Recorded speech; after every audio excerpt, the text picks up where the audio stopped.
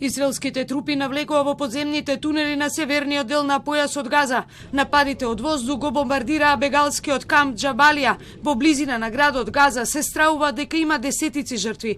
Министерството за здравство управувано од Хамас информираше за загинати најмалку 50 луѓе. Портпаролот на војните сили на Израел Даниел Хагари го потврди нападот. Нагласи дека е убиен високиот командант Ибрахим Баири и неколку други членови на Хамас. Хагари рече дека Хамас продолжува да го користи цивилното население како штит на многу суров и брутален начин.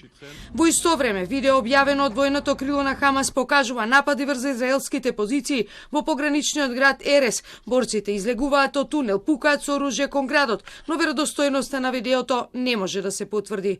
По успешното спасување на заробеник држен од Хамас, премиерот Бенјамин Нетањаху ги отврли повиците за прекин на огнот. Тој денеска го свика владиниот кабинет, соопшти дека економскиот раст на државата мора да се одржува, граѓаните да добиваат помош, а војската да ја добива потребната логистика за да војува.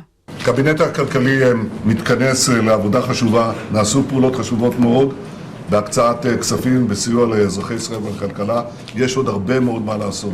היעד הראשון הוא קודם כל לשמור על המסגרת הכלכלית הכללית, המקרו-כלכלית של מדינת ישראל, כדי שהמשק יתפקד ולא יקרוס. היעד השני הוא לאפשר לצה"ל ולזרועות הביטחון לנהל את המלחמה. זה עולה כסף, הרבה, ואנחנו מזרימים כל יום. Повеќе од половина од 2,3 милиони палестинци на територијата ги напуштија своите домови. Стотици илјади се засолнети во преполни училишта по заштита на Обединетите нации, кои станаа засолништа или болници за илјадниците ранети. Агенцијата на Обединетите нации за палестински бегалци информираше дека речиси 672.000 палестинци се засолнети во објекти чии капацитети се 4-кратно надминати.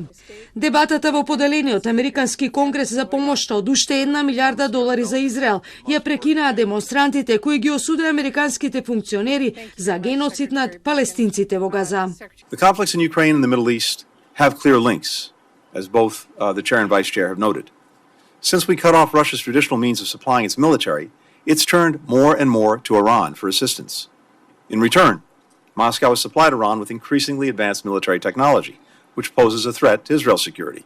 Последната војна меѓу Израел и Хамас брзо стана најсмртоносната и најпогубната од 5 војни што се водеа меѓу страните, откако Хамас ја презеде контролата врз појасот Газа во 2007 од палестинските власти.